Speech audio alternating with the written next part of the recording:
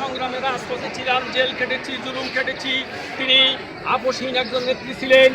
এই স্বৈরাচারী শেখ হাসিনার বিরুদ্ধে তিনি রাজপথে আন্দোলন করেছিলেন। তিনি শেখ হাসিনা অনেক অনেক তাকে বুঝিয়েছেন যে আপনি দেশ ত্যাগ করেন, কিন্তু সেই দেশকে ভালোবেসেছে, গণমানুষকে ভালোবেসেছে, মানুষের জন্য, মানুষের কল্যাণের জন্য, গণতন্ত্রের জন্য, এই দেশের মুক্তির জন্য তিনি দেশ ত্যাগ করেন নাই। তাকে অন্ধকার টিভির ঘরে রেখে এই খুনি শেখ হাসিনা, এই স্বৈরাচারী শেখ হাসিনা অন্ধকারে রেখে স্লো পয়জন দিয়ে তাকে হত্যা করা হয়েছে। আমাদের নেত্রী সুস্থ অবস্থায়, যেদিন তাকে সুস্থ অবস্থায় জেলে নেয় সেখানে আমি উপস্থিত ছিলাম। সুস্থ অবস্থায় তিনি জেলে গিয়েছেন, কিন্তু অসুস্থ হয়ে তিনি বের হয়েছেন। এর কারণ আমরা জানতে চাই, কেন আমাদের এই সাবেক 3 বারের প্রধানমন্ত্রী, বিএনপি চেয়ারপারসন, গণমানুষের নেত্রী বেগম খালেদা জিয়াকে অন্ধকারভাবে 3 বছর কারারুদ্ধ করা হয়েছে, সেই তথ্য আমরা জানতে চাই জাতির কাছে। আর আমাদের আজকে সেই মহান নেত্রী একজন মহিষী নারী ছিলেন, একজন সাহসী নেতৃত্ব ছিলেন, আমাদেরকে শিখিয়ে গেছেন কিভাবে গণতন্ত্রের জন্য লড়াই করতে হয়, কি জন্য মানুষের জন্য সংগ্রাম করতে হয়, কিভাবে আমাদেরকে মানুষকে মুক্তির সংগ্রাম করতে হয়, তিনি আমাদেরকে শিখিয়েছেন।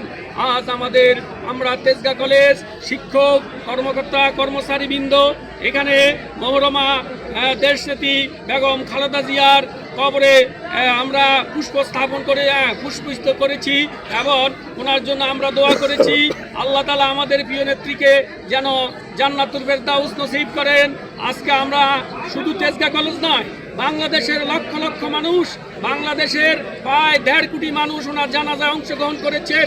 উনি ছিলেন বাংলাদেশের সর্বকালের শ্রেষ্ঠ মহিষী নারী, যিনি বাংলাদেশের মানুষের শিক্ষার কথা বলেছেন, বাংলাদেশের মানুষের মুক্তির কথা বলেছেন, বাংলাদেশের মানুষের উন্নয়নের কথা ভেবেছেন। তার জন্য সারা বাংলাদেশের কোটি কোটি মানুষ তার জানাজা অংশগ্রহণ করেছে।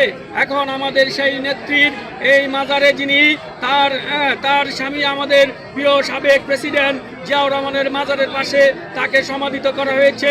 আজকে এখানে লক্ষ লক্ষ কোটি কোটি মানুষ এখানে এসে ওনার জন্য কবরে দোয়া করতেছেন এবং আল্লাহ পাক যেন ওনাকে বেহেশত নসিব করে, এবং উনি যেই ধর্ষণ এবং উনি যেই আদর্শ এবং যে গণতন্ত্রের যে সুপ্রতিষ্ঠিত হাওয়া এখন বাংলাদেশে বসেছে জুলাই বিপ্লবের মাধ্যমে, সেটি যেন আমরা যারা ওনার ভক্ত, বাংলাদেশের মানুষ যারা ভক্ত, আমরা তাহার এই ধর্ষণ ভীষণগুলা আমরা আগামী দিন গণতন্ত্র প্রতিষ্ঠা করার জন্য আমরা এগিয়ে অব্যাহত থাকব এবং আমরা বাংলাদেশের মানুষকে এগিয়ে নিয়ে যাব যেন এই দেশে একটি সুষ্ঠু গণতন্ত্র প্রতিষ্ঠিত হয়। এ বলে আমার সংক্ষিপ্ত বক্তব্য শেষ করেছি।